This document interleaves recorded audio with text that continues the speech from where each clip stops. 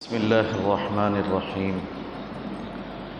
الحمد لله رب العالمين، والصلاة والسلام على سيد الأنبياء والمرسلين محمد وعلى آله وصحبه أجمعين ومن تبعهم بإحسان إلى يوم الدين، وبعد. فقد قال الله تبارك وتعالى في كلامه المجيد والفرقان الحميد: أعوذ بالله من الشيطان الرجيم، بسم الله الرحمن الرحيم. لقد كان لكم في رسول الله أسوة حسنة. وقال تعالى: لقد جاءكم رسول من أنفسكم عزيز عليه ما عنتم حريص عليكم بالمؤمنين رؤوف رحيم. صدق اللہ مولانا العظیم. میرے بھائیوں، بزرگوں اور دوستوں، یہ مہینہ ماہ ربیع الاول کہا جاتا ہے. جناب نبی کریم صلی اللہ علیہ وسلم کی ولادت باسعادت اسی ماہ مبارک میں ہوئی ہے. اس لیے اس مہینے کو ایک بہت بڑی خصوصیت حاصل ہے. اللہ کے نبی صلی اللہ علیہ وسلم ہمارے پیغمبر اور رسول ہیں، خاتم النبیین ہیں. نبیوں کا سلسلہ آپ پر بند ہو گیا، آپ کے بعد کوئی نبی نہیں آ سکتا. انا خاتم النبیین ولا نبی بعدی. نبی علیہ الصلاۃ والسلام نے فرمایا کہ میں خاتم النبیین ہوں، میرے بعد کوئی نبی نہیں آ سکتا. اس سے پہلے اللہ تبارک و تعالی نے تقریباً 1,24,000 پیغمبروں کو بھیجا، نبیوں کو بھیجا. سارے نبیوں کا مشن ایک ہی تھا کہ یا ایھا الناس قولوا لا الہ الا اللہ تفلحوا. اے لوگو، لا الہ الا اللہ پڑھ لو، کامیاب ہو جاؤ گے. اسی مشن کو لے کر جناب نبی کریم صلی اللہ علیہ وسلم بھی تشریف لائے. آپ سے پہلے نبی جب تک ہوتے، ان کے ماننے والے ہوتے، اور نبی کا دور ختم ہو جاتا، ان کی وفات ہو جاتی،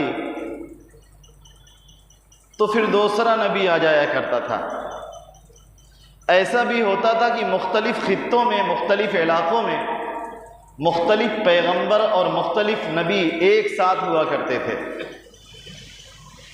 لیکن جناب نبی کریم صلی اللہ علیہ وسلم کو اللہ تبارک و تعالی نے کائنات کے ایک ایک ذرے کا نبی بنا کر بھیجا. آپ انسانوں کے بھی نبی ہیں، جنوں کے بھی نبی ہیں،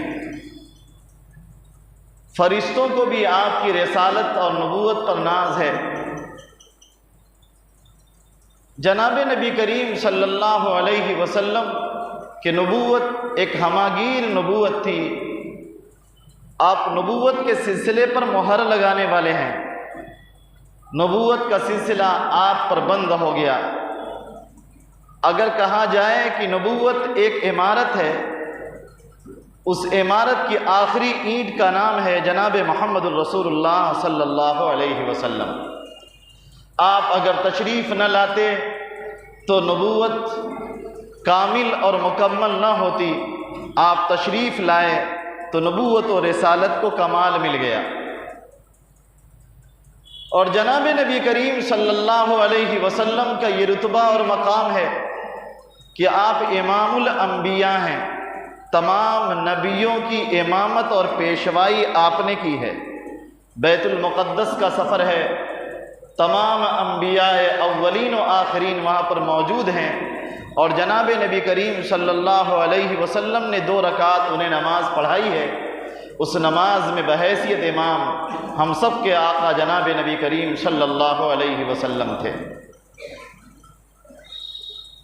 آپ علیہ الصلاۃ والسلام نے جو طریقہ اور جو سنت ہمیں عطا فرمایا، جو دین ہمیں عطا فرمایا، یہ دین قیامت تک کام کرتا رہے گا۔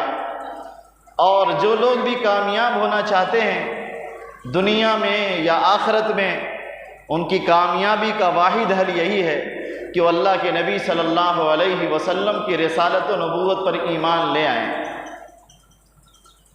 اور ایک دن وہ آئے گا کہ پوری دنیا میں کچا پکا مکان کوئی بھی نہیں بچے گا مگر دین اسلام اس میں ضرور داخل ہوگا۔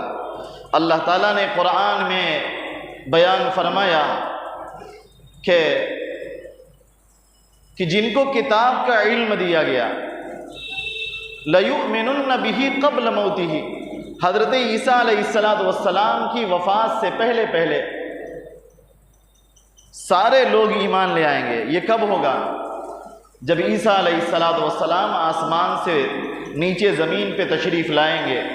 اس سے یہ بھی پتہ چلتا ہے کہ عیسیٰ علیہ السلام کو زندہ آسمان پر اٹھا لیا گیا تھا، اور عیسیٰ علیہ السلام کے آسمان پر اٹھائے جانے کے بعد تقریباً 650 سال 570 سال اس حال میں گزرے ہیں کہ نہ کہیں کوئی نبی تھا نہ کوئی رسول تھا۔ دنیا میں کوئی ہادی نہ ہو، کوئی سیدھا راستہ دکھلانے والا نہ ہو تو دنیا فساد کا شکار ہوگی۔ نتیجہ اس کا یہی ہوا کہ پورے روئے زمین کے اوپر فساد ہی فساد تھا۔ ایک اللہ کو ماننے والے، ایک اللہ کے پر ایمان رکھنے والے، وحدانیت کو ماننے والے مٹ چکے تھے، ختم ہو چکے تھے۔ دنیا میں ہر طرف ابتری تھی، فساد تھا، لڑائیاں تھی، جھگڑے تھے۔ قرآن کہتا ہے وَكُنْتُمْ عَلَى شَفَا حُفْرَةٍ مِّنَ النَّارِ فَأَنْقَذَكُم مِّنْهَا، کہ تم جہنم کی کھائی کے کنارے پر تھے، اللہ تبارک و تعالی نے تمہیں اس سے بچا لیا۔ نبی علیہ السلام کا احسان صرف یہ نہیں کہ آپ نے ہمیں دین عطا فرمایا، بلکہ آپ کا بہت بڑا احسان یہ ہے کہ اللہ کے نبی صلی اللہ علیہ وسلم کی وجہ سے انسانیت زندہ رہی۔ اگر آپ نہ ہوتے تو شاید دنیا ختم ہو جاتی اور دنیا کا نظام درہم برہم ہو جاتا۔ حضرت مولانا ابو الحسن علی ندوی رحمۃ اللہ علیہ نے اسی آیت کریمہ کے ذیل میں فرمایا کہ دنیا نے جینے کا ارادہ ہی کھو دیا تھا، جینے کا تصور اور جینے کا ارادہ دنیا کا نہیں تھا۔ ایسا لگتا تھا دنیا والے خودکشی کر لیں گے۔ آپس میں ریاستیں ایک دوسرے سے برسر پیکار تھی، ہر طرف جنگ و جدال کا ماحول تھا، کوئی کسی کو ماننے والا نہیں تھا، اور بادشاہ بڑے سفاک اور بڑے ظالم ہوا کرتے تھے، اپنی رعایا پر بے حد اور بے حساب ظلم کیا کرتے تھے۔ رعایا کو جینے کا حوصلہ نہیں تھا، رعایا کو کوئی حق حاصل نہیں تھا کہ اپنی زبان کا، اپنے کلچر کا، اپنی تہذیب کا، اپنے تمدن کا، اپنے مذہب کا، اپنی خود ارادی کا، یہ سب کچھ رعایا کھو چکی تھی اور مکمل کنٹرول بادشاہوں کا ہوا کرتا تھا۔ پوری رعایا بادشاہ کی خدام ہوا کرتی تھی، ان کے پاس نہ کوئی زمین، نہ کوئی جائیداد، نہ کوئی مکان، بس بادشاہ کے رحم و کرم پر ہیں۔ جس کا جی چاہے بادشاہ کے مرضی کے مطابق زندگی گزار لے، اور جس کا جی چاہے ختم ہو جائے، فنا ہو جائے۔ ایسے حالات میں جب مکہ کے اندر، خانہ کعبہ کے اندر 360 بت رکھے ہوئے ہیں اور لوگ ننگے ہو کر خانہ کعبہ کا طواف کر رہے ہیں، اس حال میں جب پورے مکہ کے اندر بچیوں کو زندہ درگور کیا جا رہا ہے، ایک دو دبی ہوئی آوازیں تو ضرور مل رہی ہیں جو بچیوں کو زندہ درگور ہونے سے بچا لیا کرتے تھے، ورنہ عموماً ایک مزاج یہی تھا کہ بچیاں پیدا ہوتی تو ننگو عار سمجھ کر ان بچیوں کو قتل کر دیا جاتا تھا۔ بڑے خوش نصیب ہیں وہ لوگ جن کو اللہ تبارک و تعالیٰ نے بیٹیاں عطا فرمائیں، اور ان بیٹیوں کی بہترین انہوں نے تربیت کیا، اور تربیت کر کے ان کا نکاح کر دیا، اچھا جوڑا انہیں عطا کر دیا۔ جناب نبی کریم صلی اللہ علیہ وسلم نے فرمایا ایسے لوگ جنت میں جائیں گے۔ جنت کے داخلے کے یہ اسباب، یہ بیٹیاں جو بڑی پیاری ہیں، ان پر اس قدر ظلم و ستم کی پیدا ہوتے ہی انہیں قتل کر دیا جاتا تھا۔ وَإِذَا الْمَوْءُودَةُ سُئِلَتْ بِأَيِّ ذَنبٍ قُتِلَتْ، قیامت کے دن پوچھا جائے گا اس بچی سے جسے زندہ درگور کیا گیا، کس جرم کی وجہ سے تجھے قتل کیا گیا۔ عجیب و غریب حالات تھے۔ نکاح کا طور طریقہ بالکل بدل چکا تھا۔ زناکاری و بدکاری کے طریقے رائج تھے۔ چند پہلوان اکٹھا ہوتے، بہادر اکٹھا ہوتے اور ایک ہی مجلس میں ایک عورت کے ساتھ سب منہ کالا کرتے۔ اس کے بعد جب اسے حمل ٹھہرتا اور ایک مدت کے بعد بچے کی ولادت ہوتی تو اس عورت کو بلایا جاتا جس کے ساتھ منہ کالا کیا گیا تھا۔ وہ عورت سارے پہلوانوں کو بلاتی، کسی پہلوان کی مجال نہیں تھی کہ انکار کر دے، سب آتے تھے۔ اور اس کے بعد وہ عورت جس کی طرف بچے کو منسوب کر دیتی کہ یہ بچہ تیرا ہے تو اسے تسلیم کرنا پڑتا تھا، ماننا پڑتا تھا کہ یہ بچہ میرا ہے۔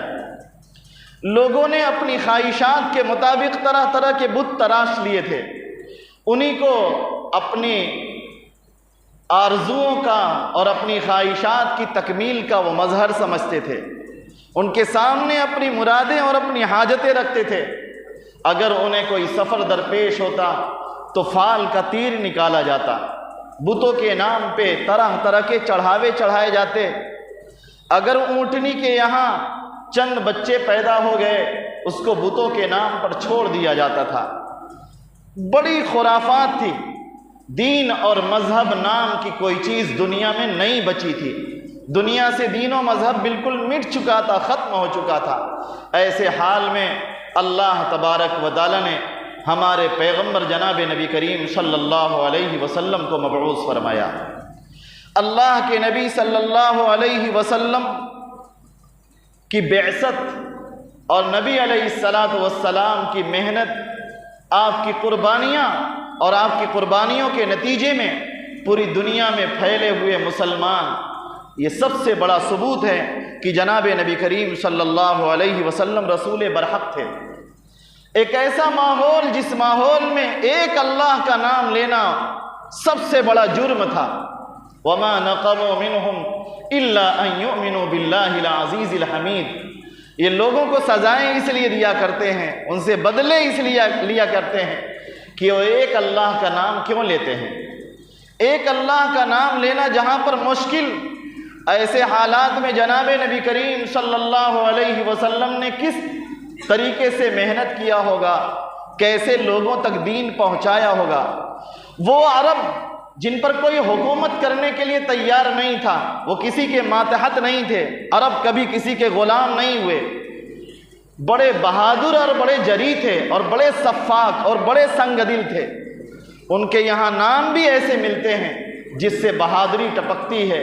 کسی کے نام کے اندر لومڑی کا تصور ہے تو کسی میں شیر اور چیتے کا تصور، اور الگ الگ تصورات کو لے کر کوئی محارب ہے، جنگجو ہے، کوئی مجاہد ہے، کوئی کچھ ہے۔ ان کو جناب نبی کریم صلی اللہ علیہ وسلم نے کیسے سمجھایا ہوگا، کس طریقے سے ایمان کے لیے ان کو راغب کیا ہوگا، کتنا جتن کیا ہوگا اور کس قدر تکلیفیں برداشت کی ہوں گی۔ آپ تصور کر سکتے ہیں، میں کہہ سکتا ہوں، لیکن حقیقت ہمارے سامنے آشکارا نہیں ہو سکتی کہ جناب نبی کریم صلی اللہ علیہ وسلم نے یہ دین امت تک کیسے پہنچایا، لوگ کس طریقے سے دین اسلام میں داخل ہوئے، اور وہ بھی ان ماحول میں، ان حالات میں جب ایک اللہ کا نام لینا سب سے بڑا جرم ہو۔ لوگ ایمان پر کس طریقے سے بچ پاتے تھے، ایمان پر ثابت قدم کیسے رہ پاتے تھے۔ جب ایک عورت حضرت سمیہ کو لایا جاتا ہے اور برچھی کے ذریعے سے ان کو مار کر ہلاک کر دیا جاتا ہے، ان کے جسم کے 2 ٹکڑے کر دیے جاتے ہیں، کس طریقے سے مائیں اور بہنیں یہ ہمت جٹا پاتی تھی، یہ جرأت کرتی تھی کہ وہ ایمان والی بن جائیں، اور ایمان پر کیسے وہ ثابت قدم رہ پاتی تھی؟ جب انہیں ان کے بچوں سے الگ کر دیا جاتا تھا، ان کے جائیداد اور مال سے الگ کر دیا جاتا تھا، ان کے تن سے کپڑے چھین لیے جاتے تھے، جینے کا حق ان سے چھین لیا جاتا تھا، مکہ کی گلیوں میں گھسیٹ گھسیٹ کر انہیں مارا جا رہا ہو، ان کے سینوں پر پتھر رکھے جا رہے ہوں، اس حال میں بھی لوگ احد احد کا نعرہ لگا رہے ہوں اور کلمہ سے ہٹنے کے لیے تیار نہ ہوں، سلی کے فندے پر چڑھایا جا رہا ہو اور اسی حال میں کہا جا رہا ہو کیا تم یہ گوارا کرو گے کہ تمہاری جگہ محمد صلی اللہ علیہ وسلم کو سلی پر لٹکا دیا جائے اور تمہیں چھوڑ دیا جائے؟ کیا تم یہ پسند کرو گے؟